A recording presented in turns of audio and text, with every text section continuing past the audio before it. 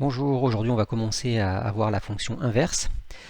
Donc pour la définition, on nous dit soit f la fonction définie sur r étoile par f de x égale 1 sur x. Cette fonction donc s'appelle la fonction inverse. Alors qu'est-ce que ça veut dire r étoile?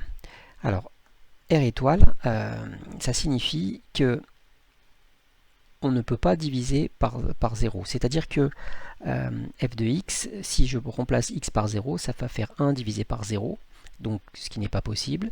Et donc la notation étoile dit qu'on ne prend pas le nombre 0. Donc on peut le noter aussi r privé 2, donc avec un slash comme ça veut dire privé 2. Ou alors par la notation avec les intervalles qui est un peu plus longue, on dit que c'est l'intervalle de moins l'infini à 0 exclu, union 0 exclu plus l'infini. En général on utilise la notation étoile parce que c'est la notation la plus courte. Alors ensuite on peut faire un tableau de valeurs comme dans toutes les fonctions et puis la courbe représentative. Alors on va choisir l'intervalle de moins 10 jusqu'à 10. Donc pour ça, dans votre calculatrice, vous rentrez f de x égale 1 sur x, vous faites votre tableau de valeurs, et puis vous pouvez remplir toutes les valeurs comme je vous l'ai fait ici. Alors on s'aperçoit que la calculatrice pour le nombre 0 nous renvoie une erreur, ce qui semble logique par rapport à la définition, puisqu'on a dit que f était défini sur r privé de 0. Et puis enfin, on trace la courbe. Alors cette courbe est constituée de deux parties, séparées donc par la valeur interdite.